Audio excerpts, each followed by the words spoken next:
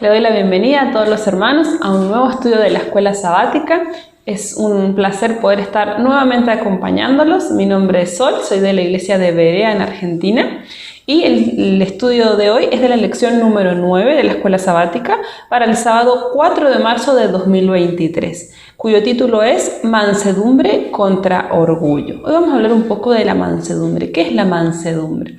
Vamos a iniciar con un texto, Sofonías 2:3, que dice de la siguiente manera: Buscad a Jehová todos los humildes de la tierra, los que pusisteis por obra su juicio, buscad justicia, buscad mansedumbre, quizás seréis guardados en el día del enojo de Jehová.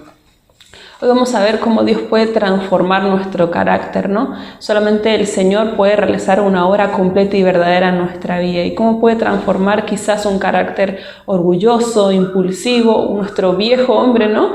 En una nueva persona, como el Señor quiere que seamos, con un corazón humilde, sincero y manso. Ojalá que esta lección pueda ser de bendición también para ustedes.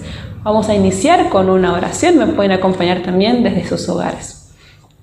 Padre nuestro que estás en los cielos, santificado sea tu nombre. Te damos gracias, Señor, porque nos permites nuevamente estudiar tu palabra, estudiar una nueva lección. Te queremos pedir que puedas ayudarnos, Señor, en este estudio, puedas darle también sabiduría al hermano que va a impartir tu palabra, puedas abrir nuestros corazones, nuestras mentes. Permite, Señor, que el estudio que realicemos no quede solo con nosotros, sino que también lo podamos compartir a otras personas y tu mensaje alcance a más almas que aún no han escuchado de ti. Te lo pedimos en nombre de Jesús. Amén. Estamos recorriendo el camino que nos conduce al cielo. Y Jesús nos llama a cambiar nuestro carácter. Nuestra esperanza está cada vez más cerca de hacerse realidad. Mis hermanos, ya estamos aquí para poder estudiar la palabra de Dios.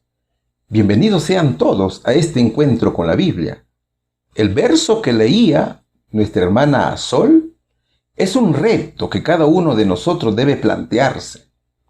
Y el reto es alcanzar tanto la humildad como la mansedumbre. Todos juntos tenemos que agarrarnos fuertemente de los brazos de Jesús para poder vencer los mayores obstáculos y peligros que nos pone la vida. En el mundo hubo un hombre muy manso. Ese varón fue Moisés. Él demostró que sí se puede lograr los requerimientos del Señor. Hoy estudiaremos cómo es que Moisés transforma su mal carácter, su orgullo y arrogancia por la mansedumbre. Pero también estudiaremos cómo esa polilla que es el orgullo destruye al ser humano y también destruye al mundo. Egipto era la nación más poderosa del mundo y el faraón pensaba que con su esfuerzo era capaz de lograrlo todo. Él creía que podía lograr todo lo que él quería. Sin embargo, Dios se encargaría de poner fin a un altivo y tirano rey y lo humillaría hasta el extremo. El Señor tomó como instrumento a un siervo transformado en carácter, que por su obediencia a Dios llegó a triunfar de la mano del Señor. Dios humilla al orgulloso y engrandece al humilde.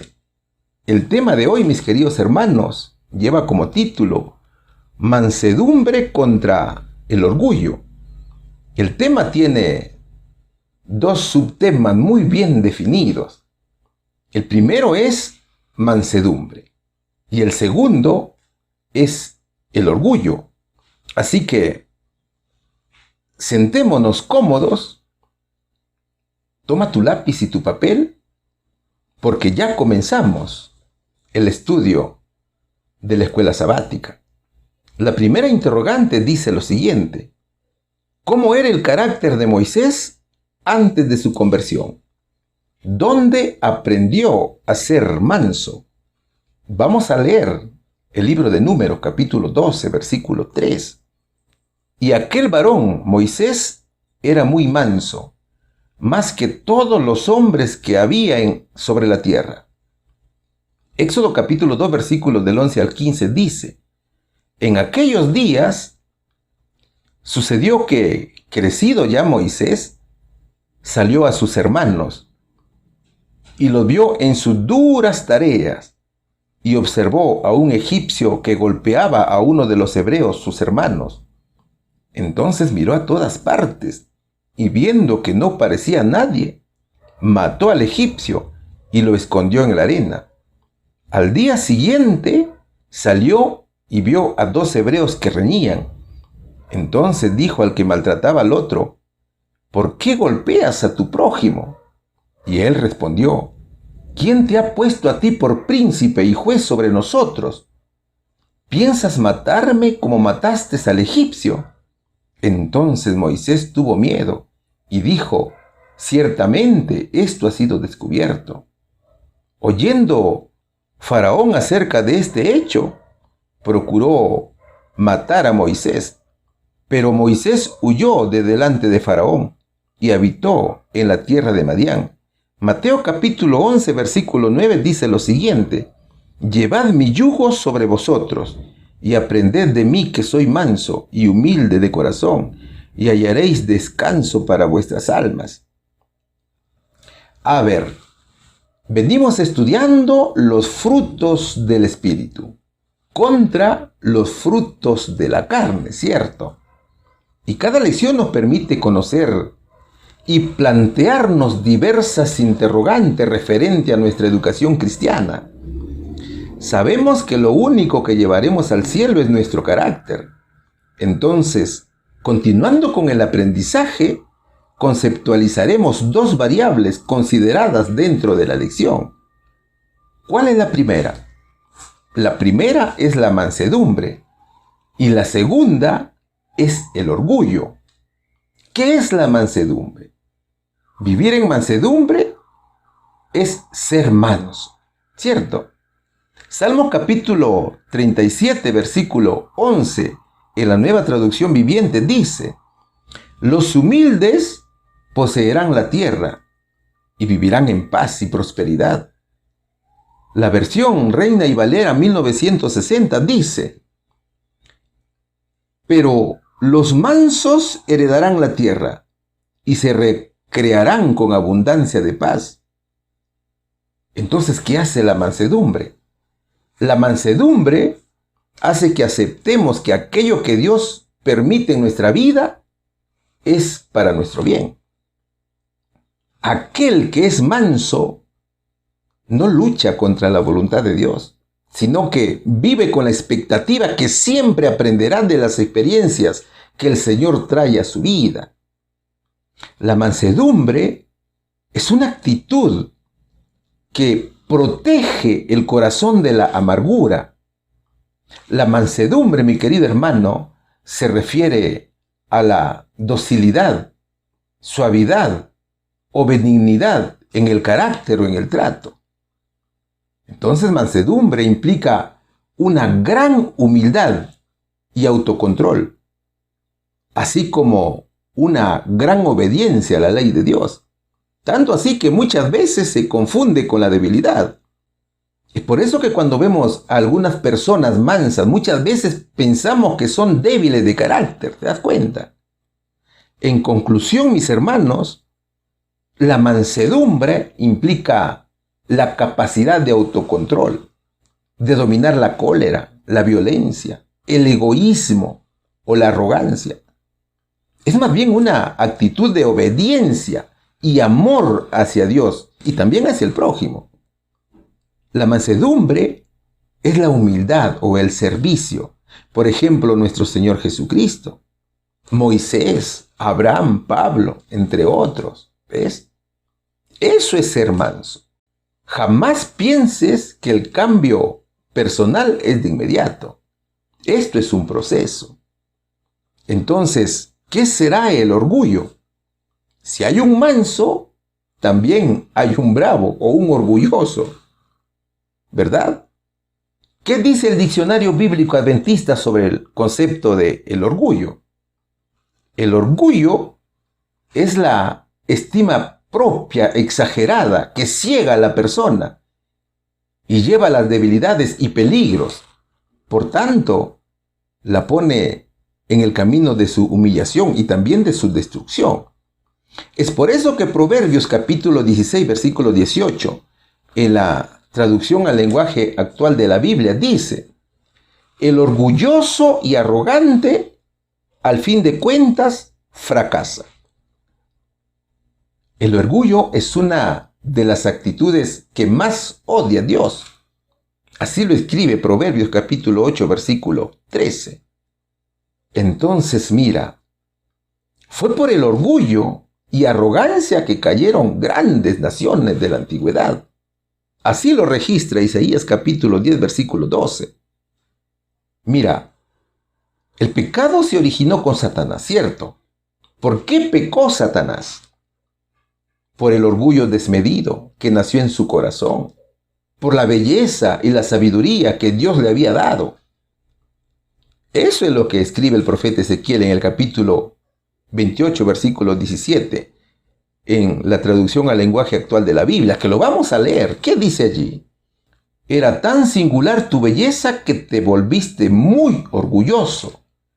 Tu orgullo y tu hermosura te hicieron perder la cabeza. Por eso te arrojé al suelo y en presencia de los reyes te hice quedar en ridículo. ¿Ves? El orgullo es la autoestima exagerada y elevada. El orgullo hace que una persona se sienta superior a los demás.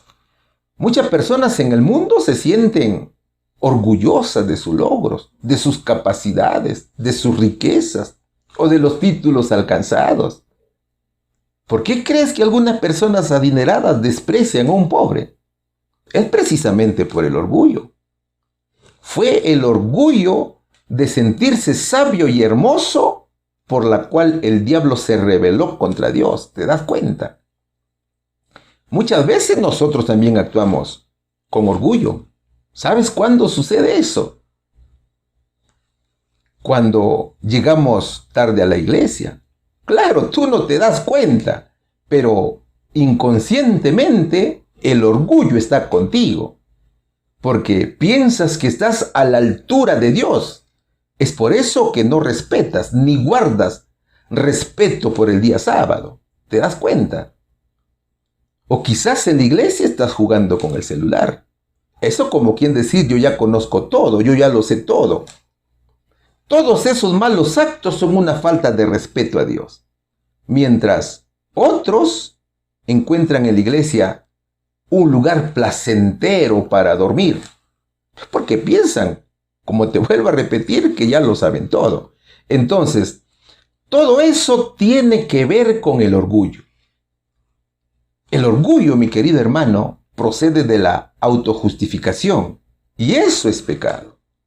Eso no agrada a Dios, porque impide que vengamos a Él. ¿Quién en su vida no ha dicho alguna vez, estoy muy orgulloso de, ¿no es cierto? El orgullo es quien nos separa de Dios. El orgullo ha destruido naciones. Fíjate, ¿por qué cayó Babilonia? Por el orgullo de Belsasar. ¿Por qué fue convertido en burro Nabucodonosor? Por su orgullo. Por el orgullo del faraón, el Señor trajo las 10 plagas a Egipto, ¿cierto? Y así hay muchos ejemplos más. Muy bien. Ahora estudiaremos el orgullo y la mansedumbre de Moisés. Y también vamos a ver el orgullo del faraón. ¿Cómo era Moisés antes de conocer al Señor? O mejor dicho, ¿cómo era el orgullo de Moisés? ¿Cómo comienza esta historia? Vamos a hacer algo resumido para llegar a los versos que nos ha propuesto la lección. Resulta que la promesa de Dios, en la cual decía que su pueblo sería esclavo por 400 años en Egipto, ya estaba por cumplirse. Las voces del nacimiento de un libertador para el pueblo hebreo corrían como el agua en el palacio del faraón. Y por temor a que los israelitas se rebelaran contra él, decidió matar a todos los niños hebreos, todos los niños varones que nacieran en territorio egipcio. Uno de esos niños, quien nacería, sería Moisés, que también estaba en peligro de ser asesinado. Moisés había nacido en tiempo de gran tribulación para el pueblo de Dios. Los abusos de los egipcios eran exagerados, a tal punto que la vida de cada uno de ellos no tenía valor. Los egipcios eran malos. Claro, el instigador del plan egipcio era Satanás. Él sabía que entre los israelitas se levantaría un libertador. Y al inducir al rey a destruir a los niños varones, esperaba derrotar el propósito divino. Entonces, mira, al nacer Moisés, tanto Amram como Jocabed, sus padres, con el fin de salvarles la vida, lo pusieron en una canasta hecha de juncos y lo llevaron al río, junto al carrizal. La fe en Dios fortaleció sus corazones y no temieron el mandamiento del rey. Entonces, Moisés, guiado por Dios, fue encontrado entre las plantas del río por la hija del faraón. Y fue ella quien lo crió. Moisés significa, porque de las aguas te saqué. Así lo escribe Éxodo capítulo 2, versículo 10. Claro, la hija del faraón sabía que el niño era hebreo, pero no contó la verdad al rey. En aquel tiempo, los egipcios hacían ritos a sus dioses en el río Nilo. Por lo tanto, ellos pensaban que la aparición de Moisés flotando en su pequeña cesta, hecha de juncos, como si fuera un don del dios Nilo, era una respuesta a sus oraciones. Ellos creían que bañarse en el río Nilo era muy bueno para la fertilidad. Es por eso que consideraban al río Nilo como un dios. Aparentemente, la impresionaron como un feliz augurio. ¿Te das cuenta? La princesa tomó al niño como un hijo propio. ¿Y qué hizo la princesa? Contrató a la propia madre de Moisés como su nodriza. Fíjate, mi hermano, allí estaba Miriam, viendo qué pasaba con Moisés. Y fue ella quien recomendó a su madre para que lo pueda criar. Entonces, en la corte del faraón, Moisés recibió la más alta educación civil y militar. Bajo los sacerdotes, llegó a dominar la letra, la literatura, las ciencias y la religión. Bajo los comandantes del ejército, obtuvo la habilidad para el mandato militar. Y de otros oficiales reales, el conocimiento de las leyes y de la administración civil. Moisés vivía en idolatría. Solo que había una cosa. El corazón de Moisés le decía algo importante, por la cual él no debía creer en esas cosas. Él llegó a ser príncipe de Egipto. Fue instruido en toda la sabiduría de los egipcios y era poderoso en su palabra, dice Hechos capítulo 7, versículo 22.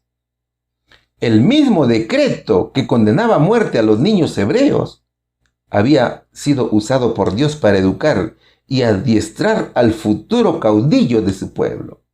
Y claro, como es obvio, su orgullo había invadido su corazón. Solo que había algo que aún ni él sabía. Sus padres, Amram y Jocabed, oraban por él. Ellos formaban parte del remanente del pueblo de Dios. Ellos oraban con mucha reverencia a Dios. Moisés vestía como egipcio. Su conversación, su conducta y su cultura adoptada fue egipcia. Pero en su corazón había un conflicto. Al igual que Abraham. Acuérdate de la historia de Abraham. Moisés no creía casi en las estatuas. Moisés se enteró que era hebreo y pensó que había llegado el momento de elegir entre su fe hebrea y el trono de Egipto y la religión egipcia. Moisés no sabía que había sido elegido por Dios para llevar a cabo un propósito. Ese día se enteró que era hebreo. Moisés vivió 40 años en Egipto. Según Josefo, el historiador rabino hebreo, Moisés había sido entrenado y preparado para convertirse en el siguiente faraón de Egipto. Pero, ¿qué dicen los versos propuestos? Vamos a leer Éxodo capítulo 2, versículos 11 y 12. ¿Qué nos dice la Biblia en la versión traducción al lenguaje actual? Años después, cuando ya era adulto, fue al lugar donde los hombres de su pueblo trabajaban como esclavos. De pronto vio que un egipcio maltrataba a un israelita. Miró a todos lados y como no vio a nadie, mató al egipcio y lo enterró en la arena. ¿Qué hizo Moisés cuando llegó a ser adulto? Primero, reconocer que era hebreo. Segundo, rehusó a llamarse hijo de la hija del faraón. Tercero, aceptar a sus padres biológicos. Cuarto, decidió dejar de gozar de los deleites temporales del pecado y sufrir junto a sus hermanos. Quinto, decidió por fe dejar Egipto. Moisés renunció a la religión egipcia sin temer a la ira del rey. Así está escrito en Hechos, capítulo 11, versículos del 23 al 27. Entonces mira, cuando Moisés decide ser esclavo y no egipcio, fue a Gosén, donde vivían sus padres y también sus hermanos. Es allí donde la indignación llega a su corazón al ver los abusos de los egipcios hacia su pueblo y decide matar al maltratador. El sincero amor por su pueblo y el odio por los abusadores hizo que Moisés reaccionara hasta matar a los egipcios, ¿ves? Es verdad, lo hecho por Moisés es un pecado. Y aunque era hábil militar y popular en el ejército de Egipto y también en el manejo administrativo del reino, no debía hacer eso. Pero para Dios, su conducta tampoco era buena. Con esos rasgos, no podría llevar a cabo la misión del Señor. Y aquí se nota claramente que su corazón estaba en un conflicto. ¿Te das cuenta?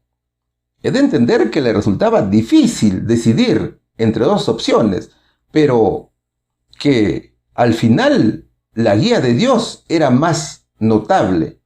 ¿Qué más dicen los versos de Éxodo, capítulo 2, versículos 13 y 14? Siempre en la traducción al lenguaje actual de la Biblia. Al día siguiente Moisés volvió a salir, y al ver que dos israelitas se estaban peleando, le dijo al que golpeaba al otro: ¿por qué le pegas a uno de tu propio pueblo? Aquel le respondió: ¿y quién te ha dicho que tú eres nuestro jefe o nuestro juez? ¿Y qué puedes mandarnos? ¿Acaso piensas matarme como mataste al egipcio? Al oír esto, Moisés se llenó de miedo y dijo: seguramente ya se supo que maté al egipcio. Moisés pensaba en rebelarse contra los egipcios y esperaba que los hebreos lo aceptaran como jefe y lo apoyaran en una sublevación general contra ellos. Así está escrito en Hechos capítulo 7, versículo 23.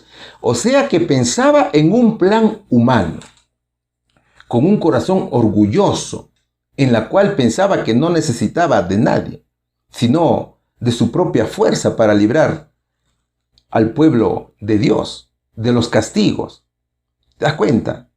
Moisés, al intervenir, hizo lo correcto, porque entre hermanos no debían haber peleas, ¿cierto? Solo que había un detalle. Los hebreos conocían el asesinato del egipcio. ¿Y quién te ha dicho que tú eres nuestro jefe o nuestro juez y que puedes matarnos? ¿Acaso piensas matarme como mataste al egipcio? Eso le dijeron a Moisés, y esto lo tomó por sorpresa. Moisés pensaba que nadie había presenciado el crimen. No hay crimen perfecto, ¿no es cierto?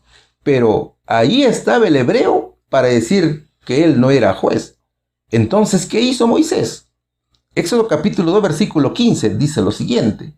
En efecto, como el rey de Egipto se había enterado del asunto, mandó a buscar a Moisés para matarlo. Pero Moisés huyó y se fue a un lugar llamado Madián.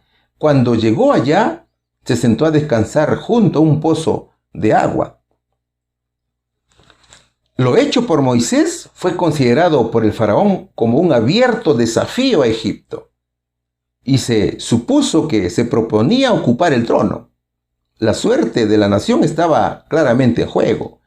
Y Moisés fue inmediatamente condenado a muerte. Pero eso no era el afán de Moisés. Y luego de saber su condena, huyó de Egipto y caminó por el desierto rumbo a Madián. O sea, Moisés se internaría en un lugar despejado y libre de controversias para educarse en la escuela de la aflicción de Dios.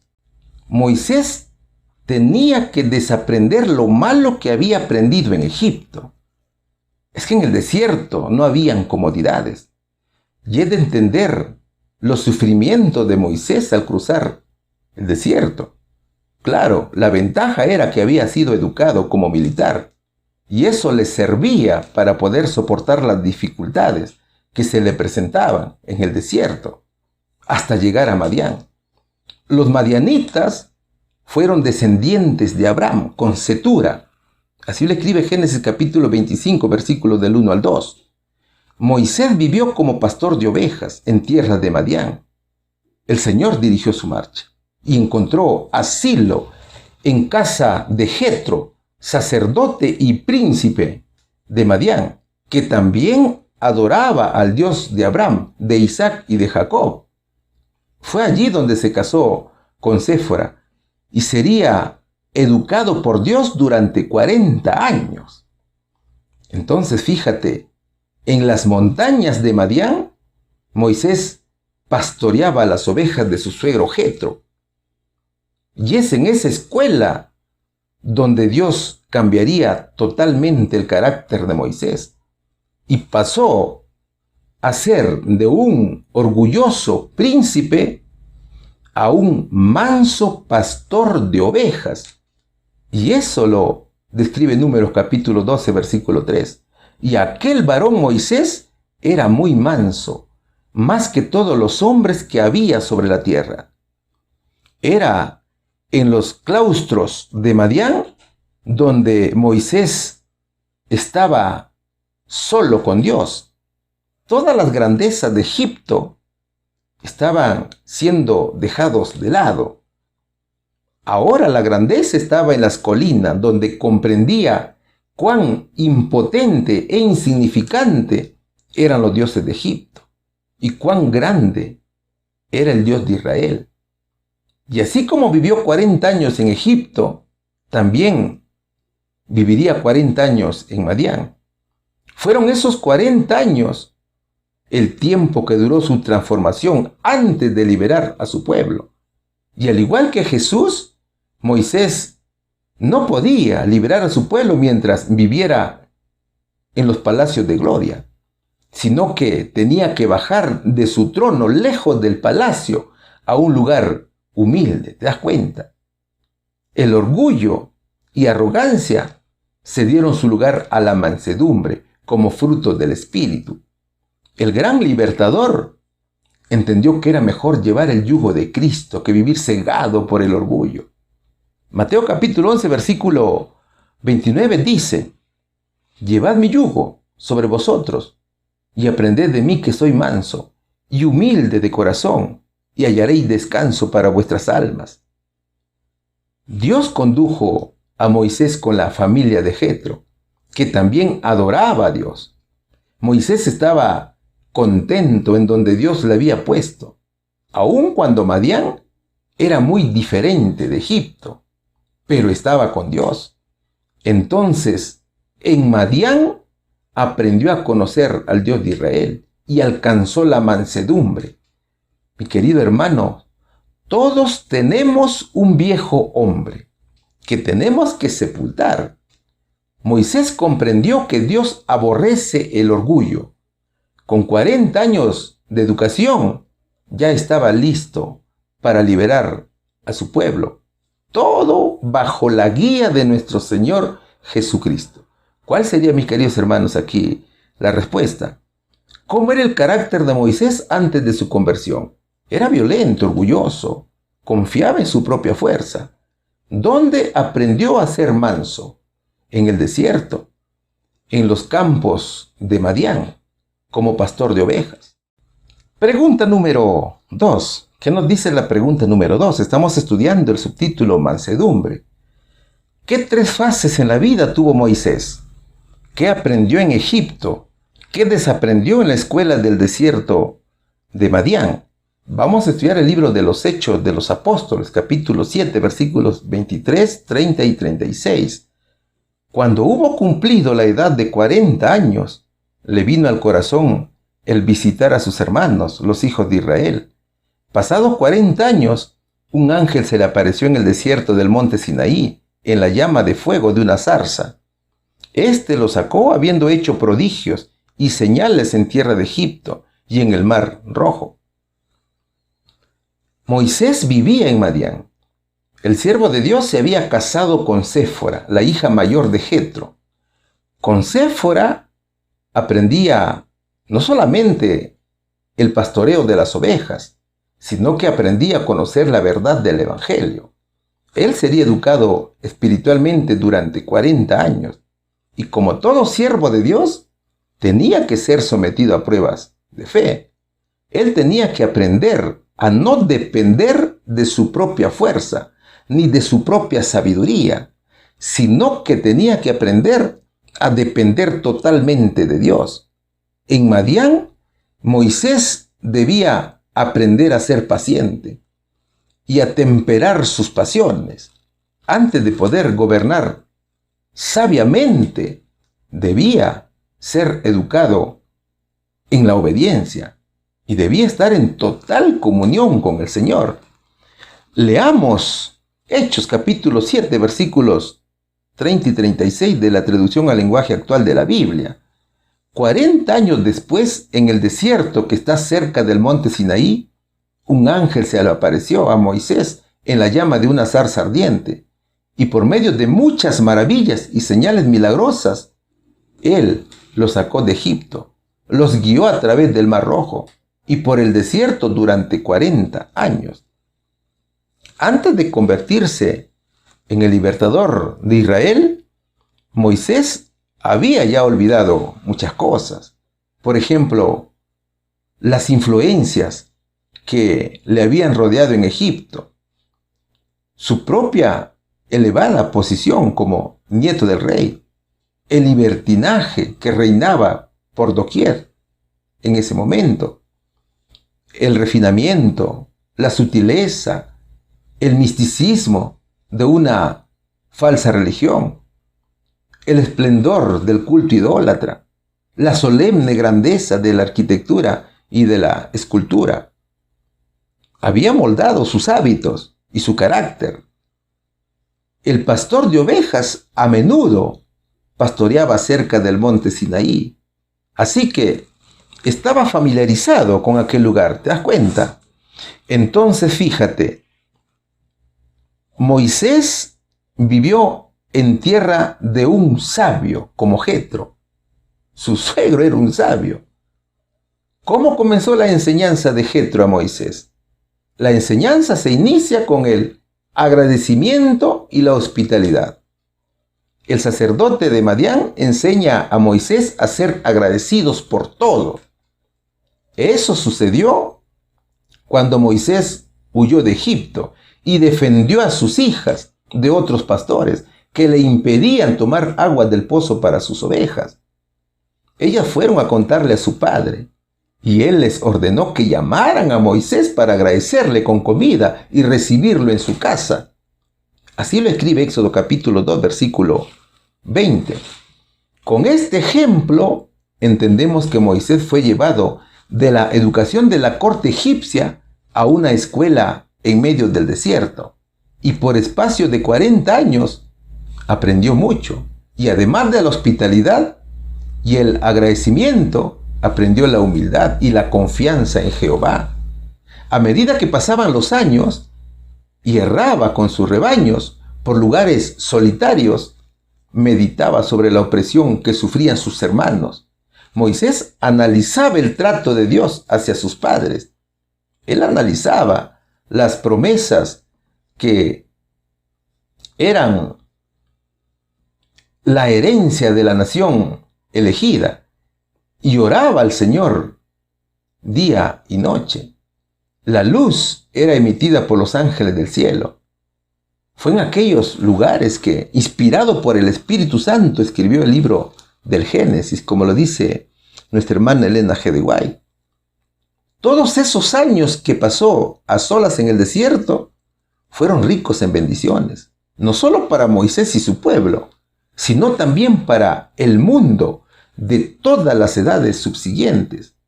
Entonces, fíjate, el libertador pasó por 3 etapas de su vida. Moisés tuvo que desaprender para aprender de nuevo. Todas las cosas tenían que ser aprendidas de nuevo. Acuérdate que venía del mundo, pero esta vez el aprendizaje tenía que ser de manera correcta. Primero, en la escuela de Egipto. Egipto representa al mundo. Fue antes de su matrimonio. En ese periodo fue impulsivo, temperamental, violento, sin fe en Dios, orgulloso. Ahí vivió 40 años como príncipe de Egipto. Luego, en Madián. Y también en el desierto. Eso era la escuela de Dios. Ahí también vivió 40 años como pastor de ovejas. Y aquí sería transformado en el amor de Dios. Es en este punto de su vida donde alcanzó la mansedumbre y fue el hombre más manso de la tierra. Humilde, lleno de fe, con mucha paciencia. Finalmente, por 40 años, vivió como libertador del pueblo de Israel. Llevó a su pueblo hasta Canaán, ¿ves? Ahora sí, el libertador estaba listo para el propósito de Dios, que sería regresar a Egipto para liberar al pueblo de Dios. No hay que olvidar que además de su suegro, Séfora jugó un papel importante en la vida de Moisés. ¿Cómo era Séfora? Era una mujer de fe, de obediencia a Dios, llena de paciencia, con valentía. Era una mujer de amor, de humildad. Era una mujer serena, moderada, discreta, de voz suave, tranquila, en casa. Entonces, como ya estaba listo para el propósito divino, un día se encontraba pastoreando sus ovejas y vio que la zarza ardía en la montaña, pero no se apagaba. Eso fue el llamado de Dios, que lo vamos a ver a continuación. ¿Cuál sería aquí la respuesta? ¿Qué 3 fases en la vida tuvo Moisés? Como príncipe de Egipto, como pastor de ovejas y como libertador de Israel. ¿Qué aprendió en Egipto que desaprendió en la escuela del desierto de Madián? El orgullo, mis queridos hermanos. Pregunta número 3. ¿Qué nos dice la pregunta número 3?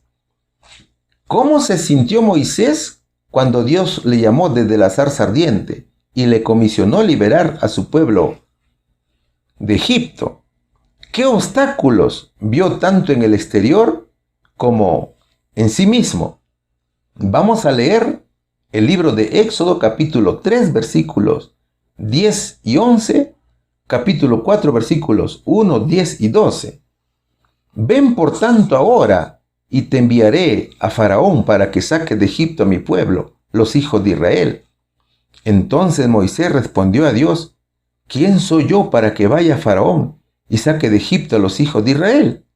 Entonces Moisés respondió diciendo: he aquí que ellos no me creerán, ni oirán mi voz, porque dirán: ¿no te ha parecido Jehová?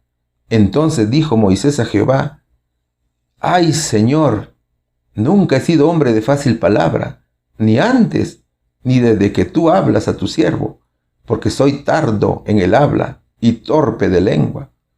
Ahora pues, ve, y yo estaré con tu boca, y te enseñaré lo que hayas de hablar. A ver, Dios había llamado a Moisés para que liberara a su pueblo. El Señor está observando a cada uno de sus hijos, ¿cierto? Y Dios lo estaba observando a Moisés. Y lo envió al desierto para prepararlo de una manera muy especial y adecuada para esa gran tarea. Y fue en Madián donde comprendió cuán débil era realmente. Allí se dio cuenta que él no era capaz de liberar a Israel de las garras de Egipto. Es por eso que le respondió al Señor: ¿quién soy yo para que vaya Faraón y saque de Egipto a los hijos de Israel? Israel tenía 400 años viviendo en Egipto y Dios había decidido liberarlos. No te olvides que Egipto era una potencia mundial, tanto civil como militar y también económico. ¿Te das cuenta? Pero Dios iba a demostrar la insignificancia del orgullo humano. Ahora, observa bien el verso 11. Al decir Moisés: ¿quién soy yo? Moisés estaba diciendo: Señor, no soy fuerte, tengo miedo, no tengo armas, mi edad ya no lo permite, pues tengo 80 años, soy un humilde pastor, y Egipto es una potencia mundial, y militarmente es muy poderosa. Es decir, Moisés conocía muy bien a esa nación. Ahora, humanamente, Moisés tenía razón al pensar que era imposible llegar a dar órdenes al faraón. Pero el tema era que esta misión no era un asunto humano, sino divino. Y eso fue lo que el Señor le aclaró. Entonces había desconfianza en sí mismo. Él como líder debía ir adelante, cuán humilde pastor, con un solo cayado en la mano. Y ese cayado, Dios lo hizo símbolo de su poder. Imagínate ese momento que atravesaba Moisés, un hombre desanimado, tímido, tardo para hablar, intimidado por su incapacidad. Él había sido preferido en Egipto. Las atenciones habían estado con él, pero ahora las cosas habían cambiado. Él se había transformado y Dios hizo de él su representante para liberar al pueblo de Israel. Dios, mis hermanos, hizo de Moisés no solo ante sus hermanos, sino ante el faraón, el líder para liberar a su pueblo. Pero aún con todos esos temores que lo asediaban, aceptó la misión. Cada uno de nosotros tiene flaquezas. Muchas veces, cuando escuchamos la orden de Dios, tenemos miedo de hacerlo. Pero Dios está allí alentándonos. Veamos Éxodo capítulo 3, versículo 12, en la Nueva Traducción Viviente, para comprender mejor el tema. Ahora ve, porque te envío al faraón. Tú vas a sacar de Egipto a mi pueblo Israel. Pero Moisés protestó: ¿quién soy yo para presentarme ante el faraón? ¿Quién soy yo para sacar de Egipto al pueblo de Israel? Dios contestó: yo estaré contigo. Y esta es la señal para ti, de que yo soy quien te envía. Cuando hayas sacado de Egipto al pueblo, adorarán a Dios en este mismo monte. Luego de la orden, Moisés se mostró incapaz de llevar a cabo el propósito de Dios. Pero Dios lo alentó y le dio confianza. Yo estaré contigo, le dijo el Señor. Moisés había conocido a Dios y eso era lo más importante para él. Claro, después de escuchar decir al Señor: yo estaré contigo, Moisés ya no tenía derecho a protestar, porque sus refutaciones pasaron de ser de una falta de confianza a una confianza plena en Dios, y haría la obra de todo corazón. Además, fíjate, Moisés nunca dijo: Señor, mañana te doy la respuesta. Él no dijo: voy a consultar con mi familia. No. Moisés aceptó rápidamente la misión y Dios bendijo su pronta respuesta, llegando a ser una persona elocuente, confiada, serena y apta para una misión que Dios no le dio nunca a un ser humano. Entonces mira, cuando Dios te dice, haz mi obra, no dudes en aceptar, porque Él también estará contigo. Ahora, ¿qué pasó luego? ¿Cuál sería el plan de Dios? Veamos Éxodo capítulo 4, versículo 1, también en la Nueva Traducción Viviente. Sin embargo, Moisés protestó de nuevo. ¿Qué hago si no me creen o no me hacen caso? ¿Qué hago si me dicen el Señor nunca se te apareció? Humanamente, Moisés pensaba en la incredulidad del pueblo. Él todavía pensaba en el recuerdo del rechazo que sufrió cuando intervino en la pelea de los dos hebreos. El pueblo de Dios vivía más de 400 años ya en Egipto. Y Moisés tenía el trabajo de anunciar que ahora era el tiempo de que los hijos de Israel regresaran a Canaán. Es decir, que el pueblo de Israel debía tomar la tierra que Dios había prometido a sus padres. El plan para la liberación del pueblo tenía varias acciones que Moisés debía llevar a cabo. En verdad que el libertador era Dios, solo que estaba el Señor tomándolo como instrumento. ¿Cuáles eran esos puntos tan importantes? Primero, Moisés debía reunirse con los ancianos de Israel, contar la buena noticia y hacer señales para que creyeran en él. Así está escrito en Éxodo capítulo 4, versículos 3, 7 y 30.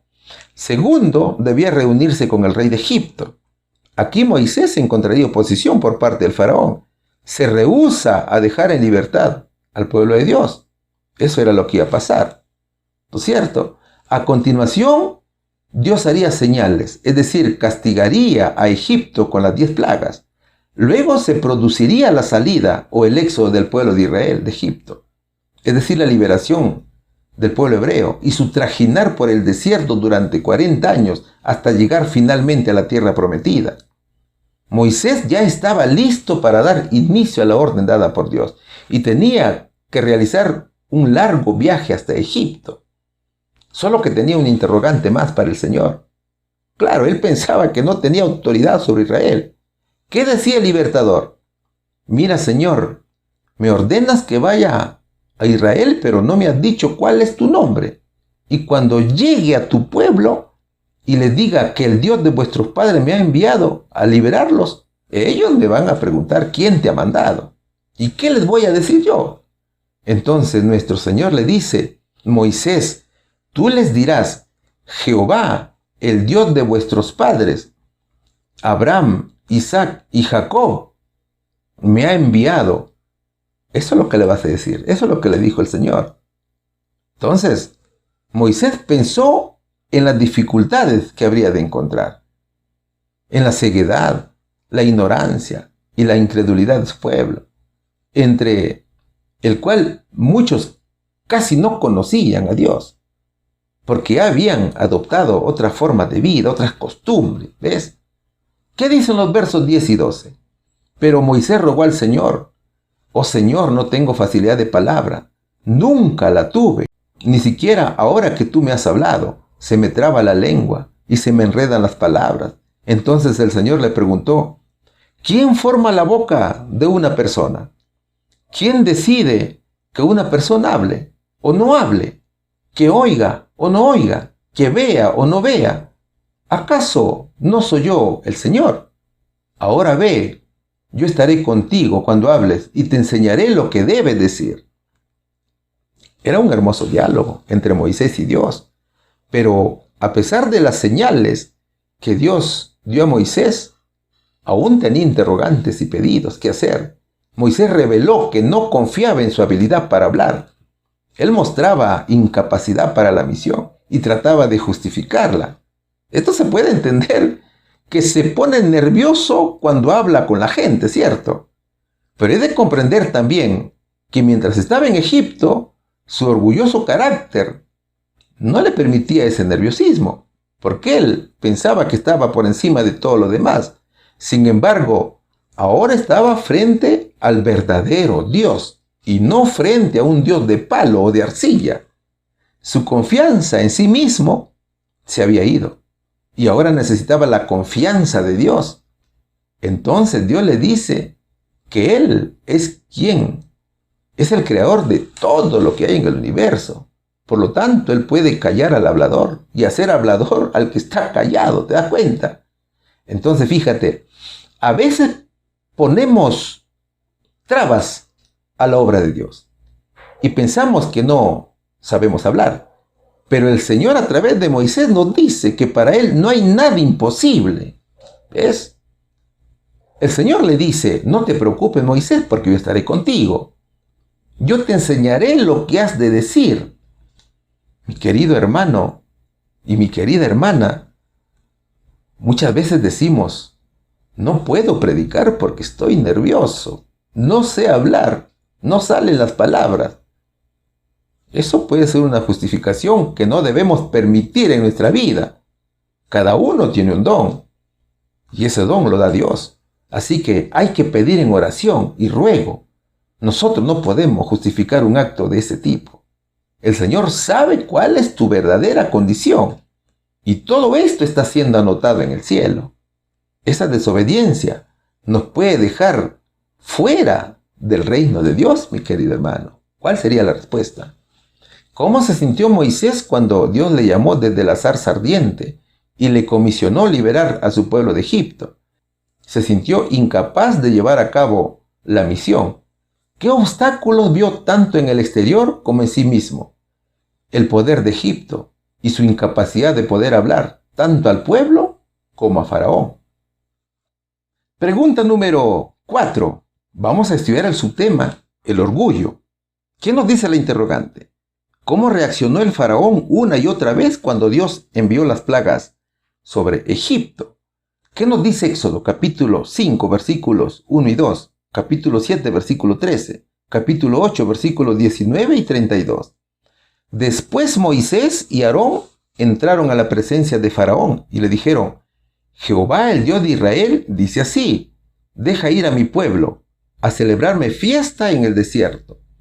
Y Faraón respondió, ¿quién es Jehová para que yo oiga su voz y deje ir a Israel? Yo no conozco a Jehová, ni tampoco dejaré ir a Israel. Y el corazón de Faraón se endureció, y no lo escuchó como Jehová lo había dicho. Entonces los hechiceros dijeron a Faraón, dedo de Dios es este. Mas el corazón de Faraón se endureció, y no los escuchó como Jehová lo había dicho.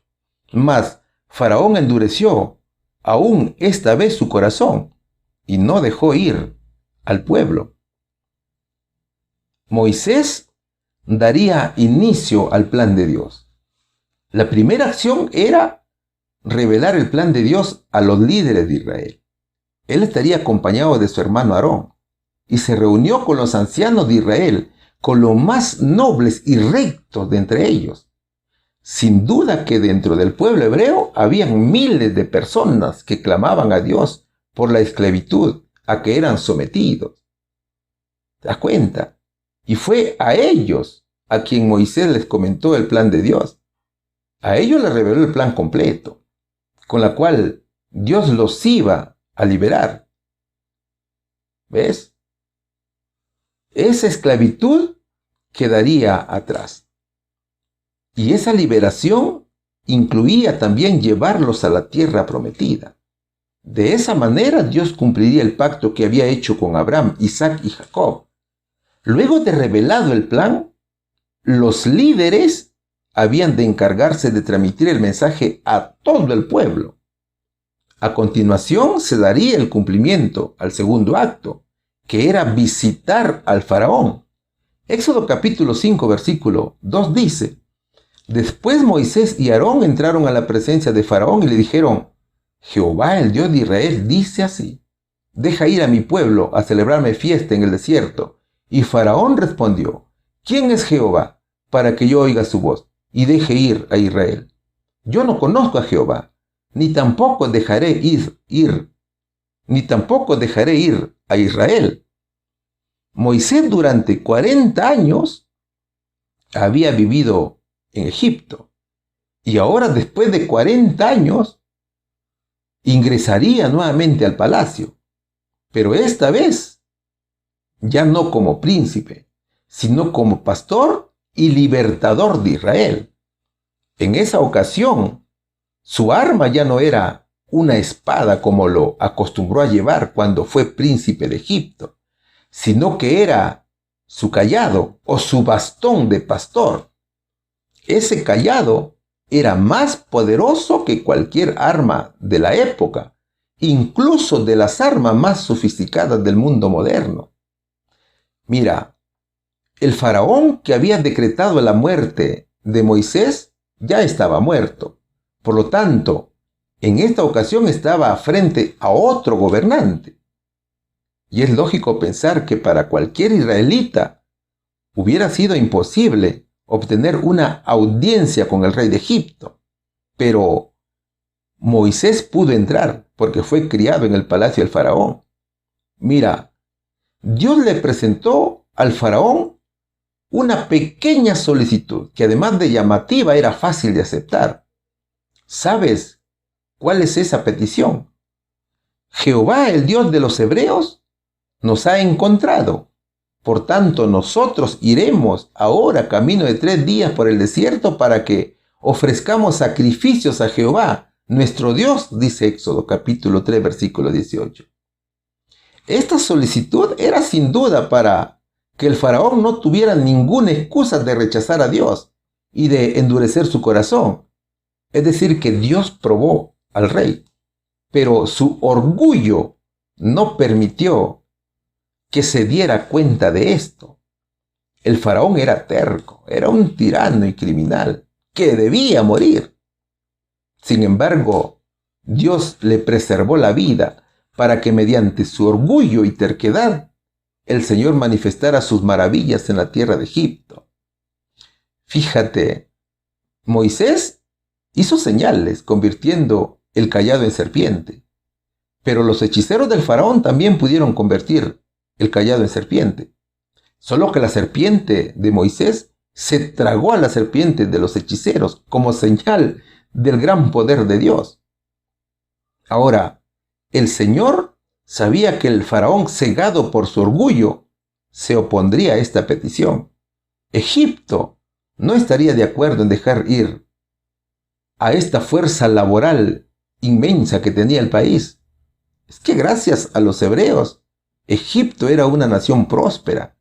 Sin embargo, Dios ya había advertido a Moisés y a los líderes del pueblo sobre esta posición para que no se sorprendieran. Y yo sé que el rey de Egipto no os dejará ir, sino por mano fuerte, les dijo el Señor.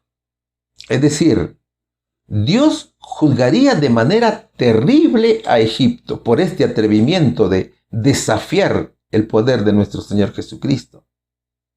Y eso sucederá también cuando lleguen las plagas postreras. El mundo y la gran Babilonia se atreven hoy a desafiar a Dios al no escuchar ni obedecer su ley.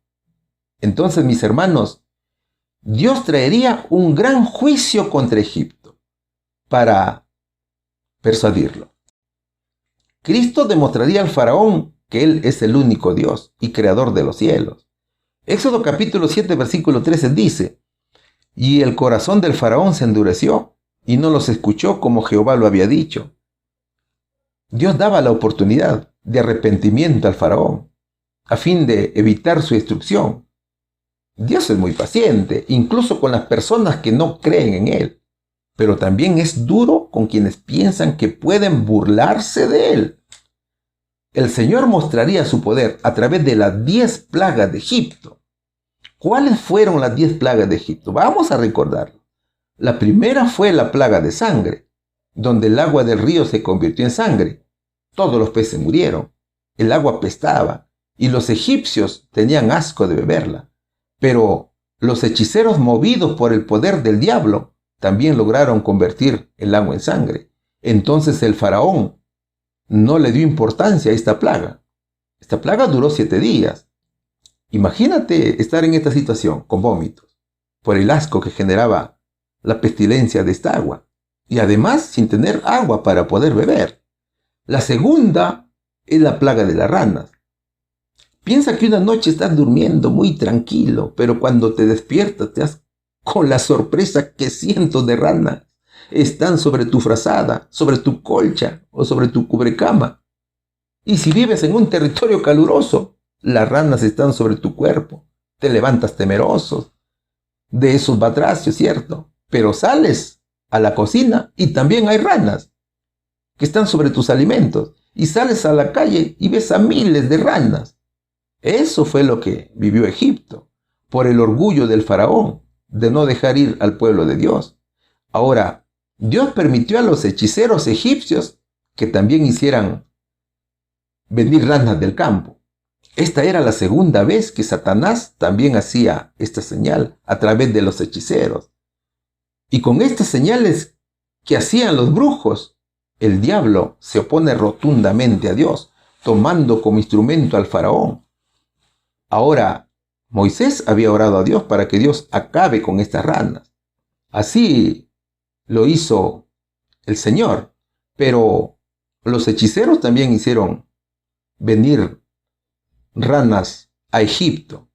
Las ranas muertas hicieron apestar la tierra, pero el faraón no dejó ir al pueblo de Dios. ¿Cuál sería la tercera plaga? La tercera plaga es la plaga de los piojos. Todo el cuerpo de las personas egipcias estaban llenos de piojos. Incluso hasta los animales fueron afectados por esta plaga. Los egipcios se desesperaban con la comezón de los piojos. Ellos, mis hermanos, se burlaban de los hebreos. Incluso les llamaban los piojosos. Pero esta vez ellos sufrían las consecuencias de la plaga. Los resultados fueron muchas heridas en el cuerpo debido a este mal. Acuérdate que dijimos que Satanás a través de sus hechiceros también hacían lo mismo, en hacer aparecer estas plagas. Es decir, Dios solo les permitió hacer 3 señales.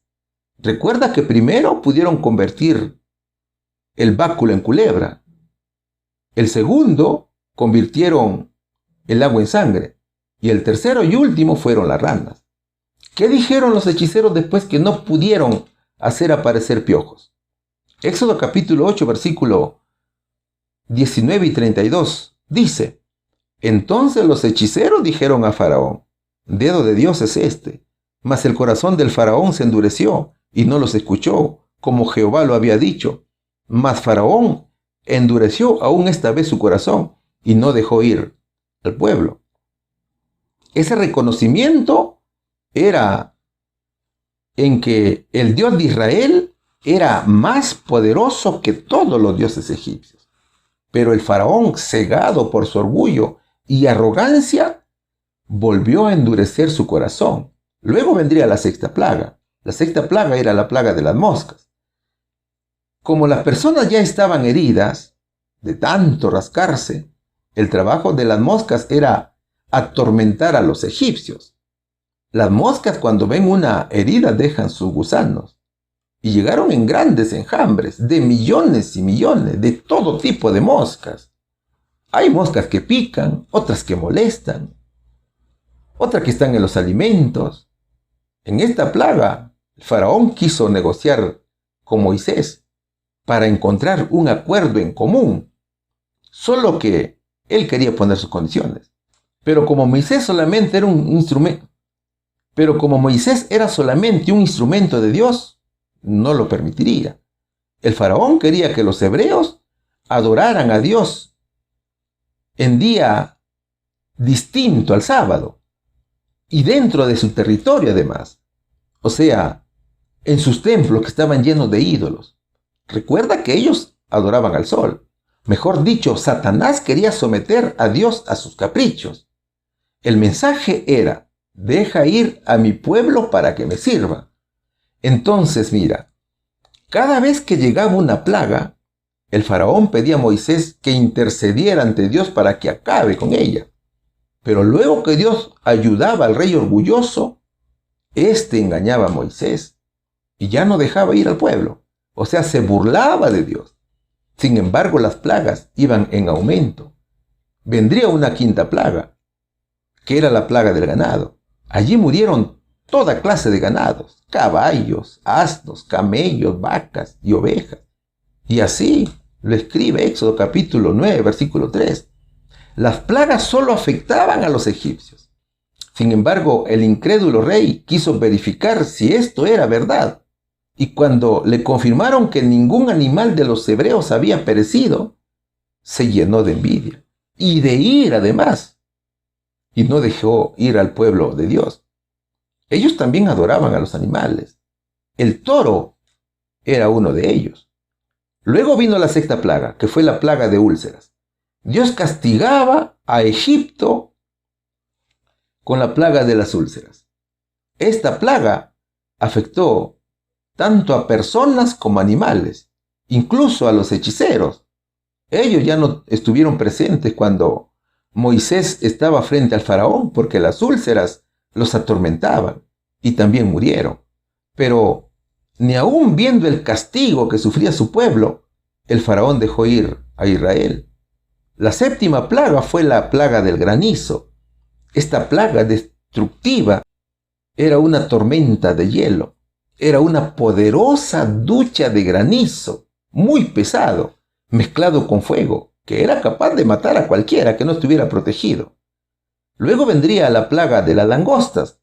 Moisés llegó al faraón y le advirtió de la inminente plaga de langostas. Los funcionarios del faraón suplicaban al faraón para que permitiera que los israelitas fueran libres. Ellos ya se daban por vencidos, ya que iban a sufrir los efectos devastadores de una plaga de langostas. Pero el orgullo no dejaba ceder al faraón. Entonces el rey propuso un compromiso.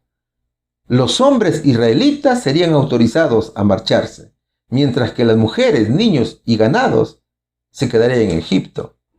Las langostas cubrió el cielo, arrojó sombras sobre Egipto y consumió el resto de los cultivos que habían allí, acabando con todos los árboles y las plantas. Sin embargo, el faraón se volvió a burlar del Señor y no dejó ir al pueblo. Después vendría la novena plaga. La novena plaga fue la plaga de las tinieblas. Esta oscuridad era tan pesada que un egipcio podía sentirla físicamente. Duró 3 días, tiempo durante el cual solo hubo luz en las casas de los israelitas. El faraón entonces hizo llamar a Moisés y le dijo que dejaría salir a todos los israelitas si las tinieblas eran retiradas de su tierra. Sin embargo, exigió que las ovejas y vacas se quedasen. Pero Moisés no aceptó. Moisés rechazó y dijo que en poco tiempo el faraón ofrecería muchos animales para ser sacrificados. El faraón, indignado y preso de su cólera, amenazó con ejecutar a Moisés si volvía a aparecer ante él. Moisés dijo que en verdad no visitaría al faraón nuevamente, porque con esta plaga el Señor demostraría que él era más poderoso que el dios Ra. Ra era el dios egipcio del sol. Finalmente llegaría la última plaga, que fue la muerte de todos los primogénitos de Egipto. Dios ordenó a los hebreos marcar sus puertas con la sangre del cordero, ya que de esta forma no entraría el ángel de la muerte en sus casas para matar a sus primogénitos. Primero, el ángel de la muerte fue al pueblo de Gosén para comenzar su misión, pero no actuó gracias a la sangre del cordero puesta en los umbrales de las puertas. Luego fue a Egipto. Y como no había ninguna marca, ninguna puerta marcada con la sangre del cordero, éste mató a todos los primogénitos egipcios, incluyendo al hijo del faraón. Este fue el golpe más duro a Egipto y la plaga que finalmente hizo que el faraón dejara libre a los hebreos. Eso sucedió, mis queridos hermanos, en el mes de Abib o en el mes de Nisán del almanaque hebreo, o entre marzo y abril del almanaque actual, en la cual quedaría registrada la liberación del pueblo de Dios. y que luego el Señor ordenó que se celebrara como recordación en la fiesta de la Pascua. La Biblia dice que el faraón hizo llamar a Moisés y a Aarón de noche y les dijo: salid de en medio de mi pueblo, vosotros y los hijos de Israel, e id, servid a Jehová, como habéis dicho. Tomad también vuestras ovejas y vuestras vacas, como habéis dicho, e idos, y bendecidme también a mí. Y los egipcios apremiaban al pueblo, dándose prisa a echarlo de la tierra, porque decían: todos somos muertos. El orgulloso faraón, que después de decir arrogantemente: ¿quién es Jehová para que yo oiga su voz y deje ir a Israel? Aquel que decía: yo no conozco a Jehová, ni tampoco dejaré ir a Israel, ahora estaba humillado hasta el polvo. Entonces mira, si pensamos que siendo orgullosos somos exitosos, nos equivocamos terriblemente. El orgullo llevó a un rey que su país sea destruido. Y eso sufrió el faraón. Él merecía morir, ¿cierto? Ya dijimos que Dios es un Dios poderoso y de Él nadie se burla. Nosotros podemos ser burlados, avergonzados, humillados, pero cuando estamos con Dios, aquellos que piensan que son poderosos quedan totalmente humillados hasta el polvo, mis queridos hermanos. ¿Cuál sería aquí la respuesta? ¿Cómo reaccionó el faraón una y otra vez cuando Dios envió las plagas sobre Egipto? Con orgullo, con soberbia, con arrogancia. Pregunta número 5. Estamos estudiando el orgullo. ¿Qué le hizo cambiar de opinión una vez que permitió que los israelitas salieran de Egipto con sus familias y posesiones? Vamos a estudiar, mis queridos hermanos, el libro de Éxodo, capítulo 14, versículos del 4 al 18. Y yo endureceré el corazón de Faraón para que lo siga, y seré glorificado en Faraón y en todo su ejército, y sabrán los egipcios que yo soy Jehová. Y ellos lo hicieron así. Y fue dado aviso al rey de Egipto que el pueblo huía, y el corazón de Faraón y de sus siervos se volvió contra el pueblo, y dijeron: ¿cómo hemos hecho esto de haber dejado ir a Israel para que no nos sirva? Y unció su carro, y tomó consigo su pueblo. Y tomó 600 carros escogidos, y todos los carros de Egipto y los capitanes sobre ellos. Y endureció Jehová el corazón de Faraón, rey de Egipto, y él siguió a los hijos de Israel, pero los hijos de Israel habían salido con mano poderosa. El orgullo no solamente estaba en los gobernantes, sino también en el ejército. La humillación del faraón se incrementaba con las burlas de los pueblos vecinos. El Señor había juzgado a Egipto y el faraón había decretado la liberación. Ahora los egipcios lamentaban la muerte de sus hijos, incluso el faraón que perdió al suyo. Sin embargo, luego de haberlos liberado, su corazón se endureció y se arrepintió de haberlo dejado ir. Hasta sus asesores se sentían indignados. Su amargo clamor era: ¿pero qué locura hemos hecho? ¿Cómo pudimos dejar que los israelitas se fueran? ¿Y ahora quién va a trabajar por nosotros? Dice Éxodo capítulo 14, versículo 5. Satanás una vez más les hablaba al oído. El diablo les decía: ¿cómo es posible que te dejes doblegar? Vamos, síguelos, atácalos, acaba con ellos. Es decir, que no aceptaban que Dios los había juzgado. El pueblo lamentó su locura de haber atribuido la muerte de los primogénitos al poder de Dios.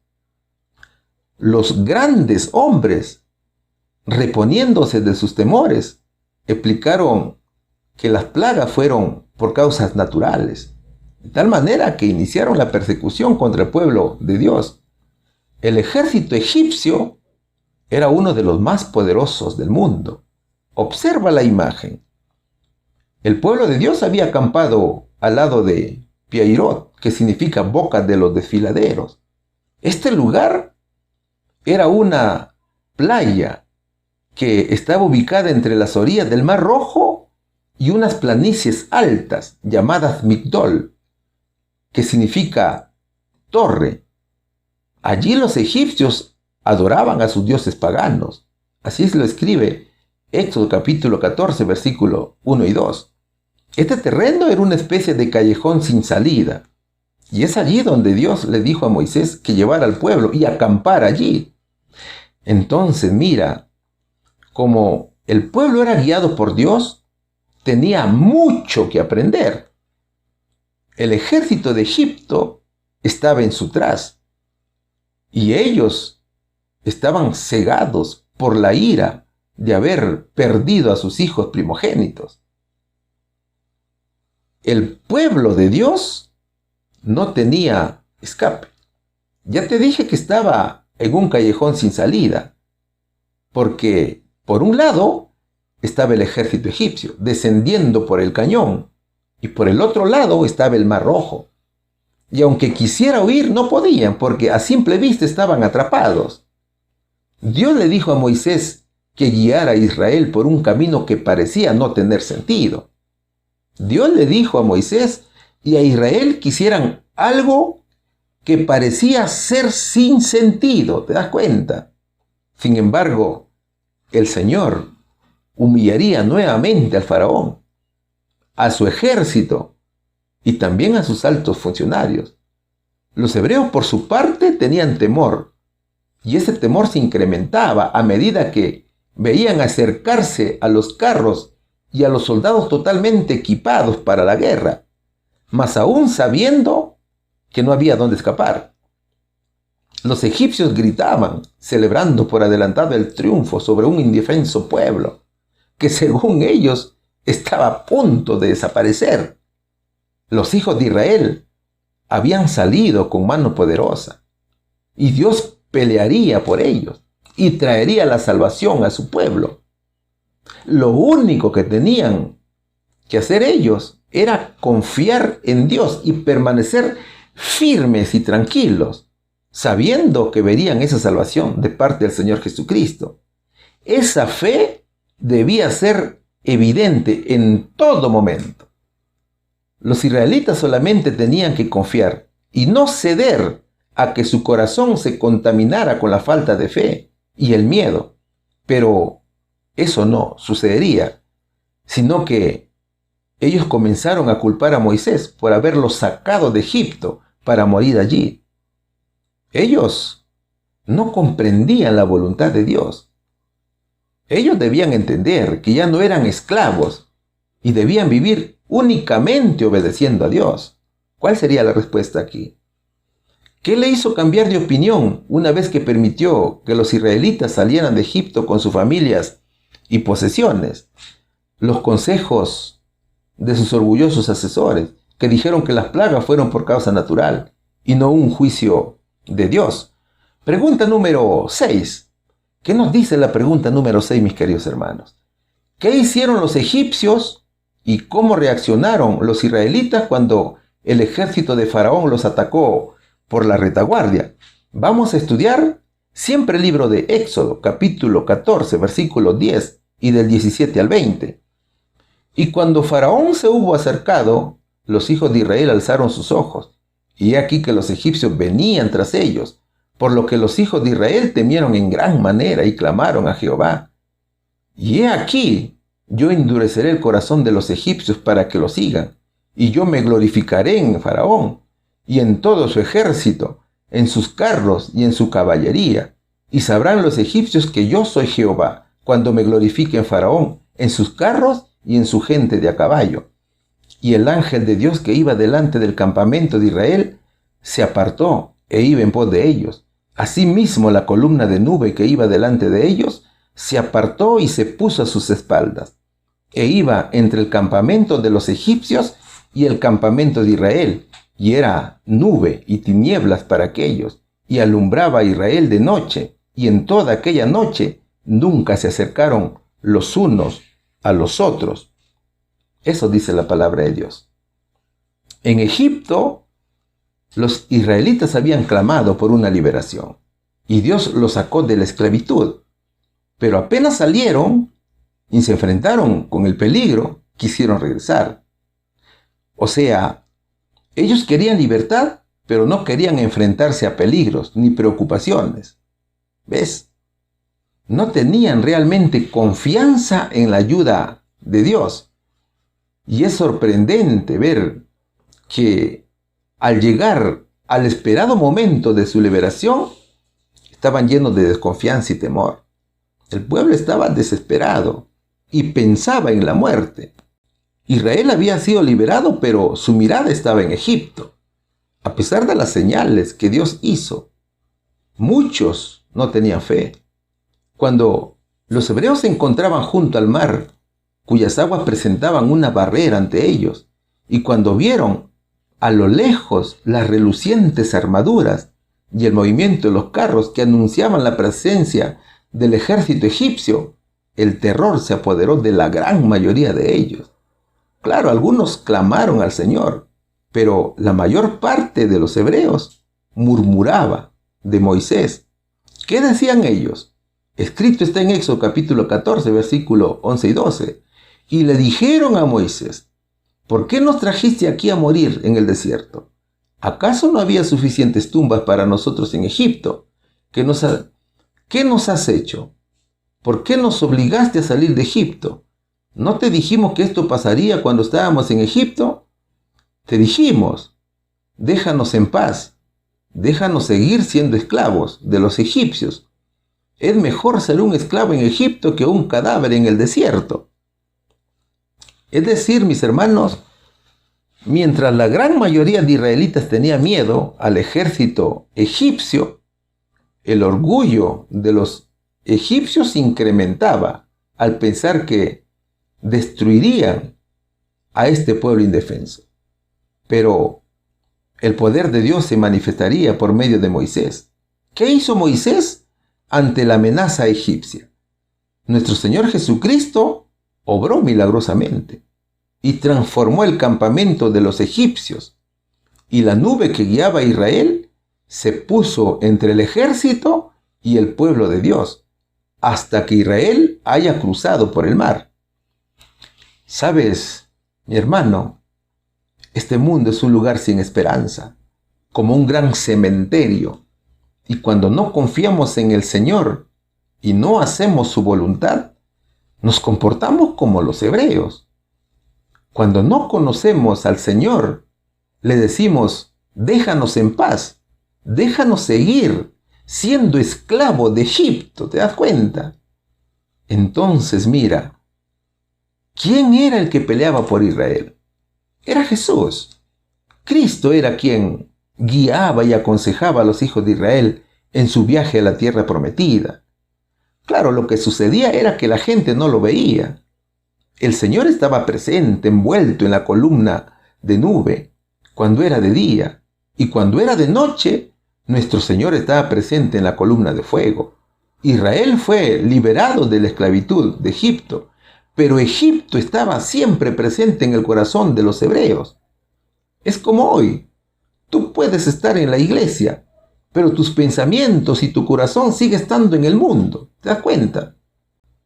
Entonces, en ese sentido, muchos de ellos, conquistados por las costumbres egipcias, mostraban una pobre disposición a ser guiados y orientados. Mostraban poco interés a escuchar la voz de Dios.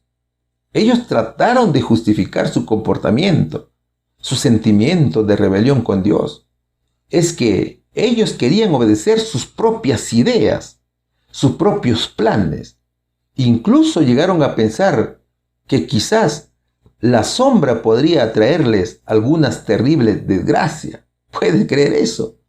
Eso significa que el orgullo también estaba con ellos. ¿Ves? Los 40 años de peregrinación fueron precisamente para que el pueblo dejara atrás las malas costumbres, las malas conductas. Ellos tenían que transformar su vida tal cual Dios la requería. Ellos tenían que ser como Moisés. Ellos tenían que cambiar el orgullo por la mansedumbre. ¿Ves? ¿Cuál sería aquí la respuesta? ¿Qué hicieron los egipcios y cómo reaccionaron los israelitas cuando el ejército de Faraón los atacó por la retaguardia. Temieron y culparon a Moisés por la persecución. Pregunta número 7. Ya estamos en el final de la lección y estamos estudiando el subtema orgullo. ¿Qué nos dice la pregunta número 7? ¿Qué gran milagro realizó Dios por su pueblo, demostrando su poder y enseñándoles a confiar? Leeremos Éxodo capítulo 14, versículos del 21 al 28. Y extendió Moisés su mano sobre el mar, e hizo Jehová que el mar se retirase por recio viento oriental toda aquella noche. Y volvió el mar en seco, y las aguas quedaron divididas. Entonces los hijos de Israel entraron por en medio del mar, en seco, teniendo las aguas como muro a su derecha y a su izquierda. Y siguiéndolo los egipcios, entraron tras ellos hasta la mitad del mar, toda la caballería de Faraón y sus carros y su gente de a caballo. Aconteció a la vigilia de la mañana que Jehová miró el campamento de los egipcios desde la columna de fuego y nube, y trastornó el campamento de los egipcios, y quitó la rueda de sus carros, y los trastornó gravemente. Entonces los egipcios dijeron: huyamos de delante de Israel, porque Jehová pelea por ellos contra los egipcios. Y Jehová dijo a Moisés: extiende tu mano sobre el mar, para que las aguas vuelvan sobre los egipcios, sobre sus carros y sobre su caballería.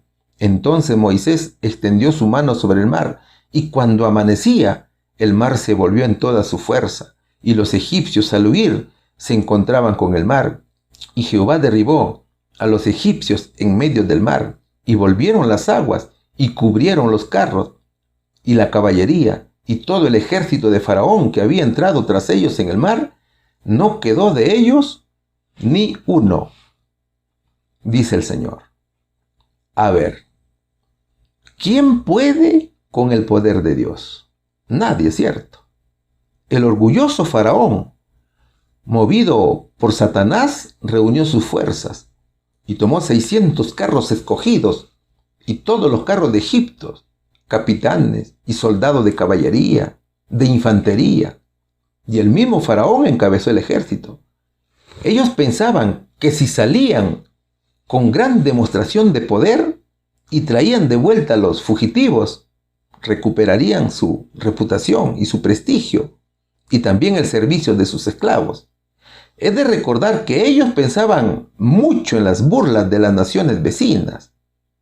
El Señor Jesús demostraría su poder. Era de noche cuando el Señor ordenó a Moisés: toma tu vara y extiende la mano sobre el mar, divide las aguas para que los israelitas puedan pasar por en medio del mar pisando tierra seca, dice Éxodo capítulo 14, versículo 16. ¿Qué representa todo esto? Este paso por en medio de las aguas representa algo muy hermoso. ¿Sabes qué representa? El bautismo en agua por inmersión. Egipto representa el mundo lleno de idolatría. La esclavitud representa el pecado. Y el faraón simboliza a Satanás. Entonces mira, hoy día, en estos tiempos finales, el pecador arrepentido ha de abandonar el mundo que está lleno de pecado. O sea, tiene que abandonar Egipto de manera rápida y también bautizarse de manera rápida. ¿Sabes por qué? Porque mientras pensamos en hacerlo, Satanás, que es simbolizado por el faraón, sigue tras nosotros. Nos está persiguiendo, haciéndonos temer para no alcanzar la salvación, ni mucho menos la libertad. Es en este desierto de dudas y pruebas que flaqueamos en la fe. Y muchas veces nos detenemos y no nos bautizamos, ¿te das cuenta? Ahora, Moisés obedeció y extendió su mano sobre el mar en el nombre de Jesús y abrió el mar rojo. ¡Qué hermoso!, ¿verdad? El Señor había abierto el mar rojo mediante un fuerte viento oriental. El viento sopló durante toda la noche y transformó el lecho del mar en tierra seca. Y el camino por donde el pueblo de Dios caminaba estaba seco. Y al costado de cada lado del camino eran las aguas del mar que obedientes al Señor, guardaban silencio a su orden. Entonces los egipcios, guiados por el diablo, se aventuraron a cruzar el inmenso mar por el mismo camino que Dios había hecho para que pasara su pueblo. Poco antes del amanecer, el Señor miró al ejército egipcio desde la columna de fuego y de nube y causó gran confusión en sus fuerzas de combate. Pero los ángeles que están de parte de nosotros luchaban en favor del pueblo de Dios y quitaron las ruedas de sus carros del ejército egipcio. Luego permitió que los militares continuaran con su persecución a través de las aguas partidas. Pero aquí hay algo que observar. Los soldados egipcios, cegados por su ira y dispuestos a complacer la orden de su rey, se empeñaban en su intento por desaparecer a los hijos de Jacob. Aunque los perseguidores se preocuparon porque ellos habían visto el poder de Dios, pero no se arrepintieron. Entonces, al amanecer del día, al salir el sol, el Señor ordenó a Moisés: extiende otra vez tu mano sobre el mar, y las aguas volverán con fuerza y cubrirán a los egipcios y sus carros y a sus conductores, dice Éxodo capítulo 14, versículo 16. El final y el orgullo del ejército más poderoso del mundo había llegado a su fin. Todos los retadores y todos los revolucionarios hombres del faraón perecieron en las aguas del Mar Rojo. Enseguida las aguas volvieron a su lugar y cubrieron todos los carros y a sus conductores. El ejército completo del faraón no sobrevivió. Ni uno de los egipcios que entró al mar para perseguir a los israelitas, dice el verso 28. Dios había salvado a su pueblo de los enemigos. Ellos fueron salvos por la sangre del cordero que colocaron en los dinteles de las puertas de sus casas. Que solo por la sangre de Cristo somos salvos. Y solo su sangre bendita nos puede quitar el orgullo y poner en nuestro corazón la mansedumbre. Salmo capítulo 77, versículos del 16 al 19 dice que Dios causó una tempestad de lluvia, relámpagos, truenos y un terremoto. Israel vio a los egipcios muertos a la orilla del mar. Dios confirmó a su pueblo que su liberación de Egipto era real y completa, y que Él los estaba cuidando de sus enemigos. Y además les daba un mensaje, que Él aborrece al orgullo. El Señor se glorificaba en el faraón, en sus carros y en su gente de a caballo. Mis hermanos, mientras el Señor castigaba el orgullo del faraón, al pueblo de Israel probaba también su fe, su confianza, y los educaba hasta llegar a la tierra prometida. Mis queridos amigos, el Señor actuaría a favor de su pueblo. Todo lo que ellos tenían que hacer era solamente aceptar y recibir su salvación. También hoy quiere lo mismo de nosotros. Él solamente quiere que aceptemos su salvación y que le obedezcamos y hagamos su santa voluntad. Los hebreos debían permanecer firmes en su fe, porque Dios hacía todo. Recuerda que no podemos hacer nada, absolutamente nada, para lograr nuestra salvación. Todo lo que tenemos que hacer es aceptar lo que Dios ha hecho por nosotros, mis queridos hermanos. ¿Cuál sería aquí la respuesta? ¿Qué gran milagro realizó Dios por su pueblo, demostrando su poder y enseñándoles a confiar? Abrió el Mar Rojo. A ver, nada sacamos siendo orgullosos. Cada fruto de la carne trae sus consecuencias. Y Moisés tenía que transformar su carácter. Moisés fue príncipe en donde su corazón vivía contaminado por el orgullo. Su actuación mientras fue príncipe fue altivo y violento, al extremo de convertirse en asesino. Moisés pensó que su fuerza humana era suficiente para liberar a un pueblo oprimido por los egipcios. Sin embargo, al igual que otros siervos de Dios, tuvo que ser educado antes de ejecutar el propósito de Dios. Moisés tuvo que partir lejos de las comodidades para aprender en una gran escuela en donde, al igual que el rey David, tuvo que vivir en la soledad, cuidando ovejas de su suegro Jetro. El libertador tenía que aprender a desaprender lo malo que enseña el mundo. Él tenía que cambiar las malas conductas por los buenos actos que Dios le enseñaba. Ese orgulloso corazón fue destituido y en su lugar fue puesto un corazón lleno de mansedumbre. Es por eso que la Biblia enseña que fue el varón más manso de la tierra. Tuvieron que pasar 40 años después que salió de Egipto para poder ser un hombre lleno de bondad, lleno de humildad, lleno de mansedumbre. Es que la humildad y la reverencia deben caracterizar el comportamiento de todos aquellos los que se llegan a la presencia de Dios. Y ese fue el caso de Moisés. Pero luego la lección también nos presenta a una persona que, a pesar que Dios le dio la oportunidad de arrepentirse para evitar la destrucción de su pueblo, no lo hizo. Ese fue el caso del faraón. Este rey, además de ser orgulloso, era terco y arrogante.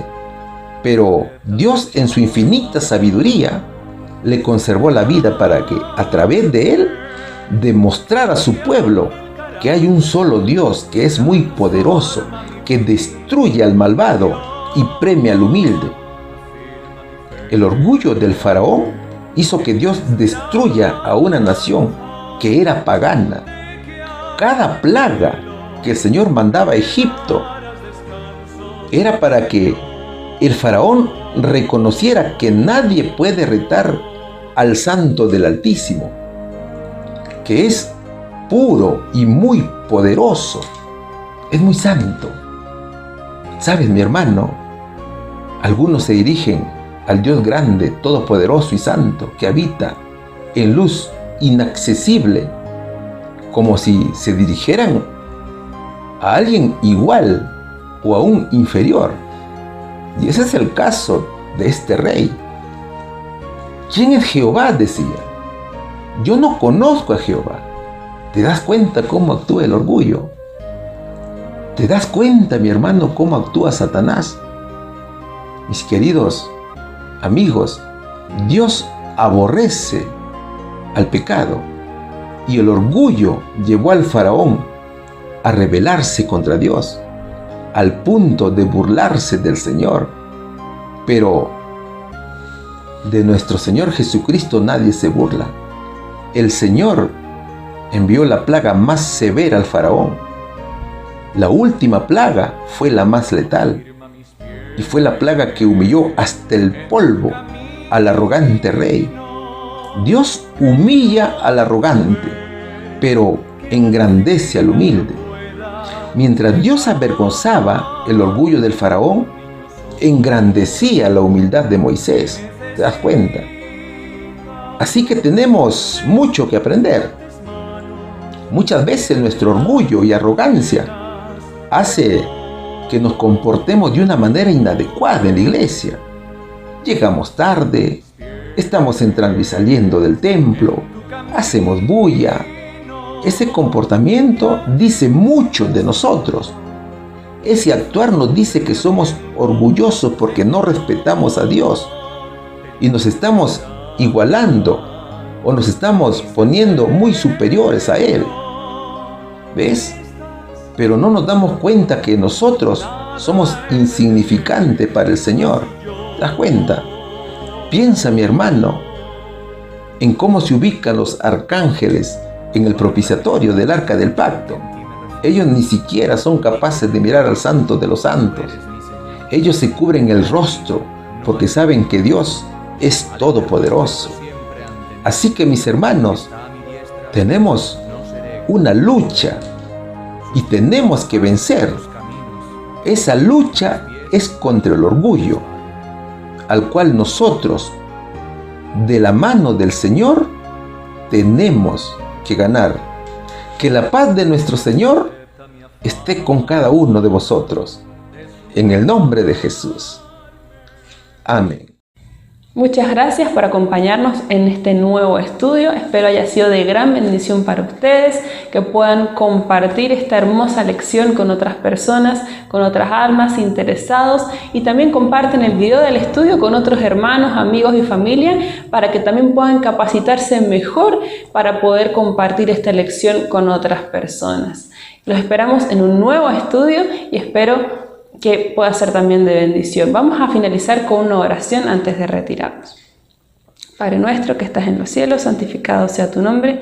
Te damos gracias, Señor, por este maravilloso estudio de escuela sabática que hemos tenido. Te queremos pedir que puedas transformar nuestra vida, nuestro viejo hombre, que puedas darnos más mansedumbre, más humildad, y que nuestro corazón y nuestro carácter sea realmente transformados por ti. Puedas hacer nacer en nosotros un hombre nuevo conforme a tus principios. Te lo pedimos en nombre de Jesús. Amén.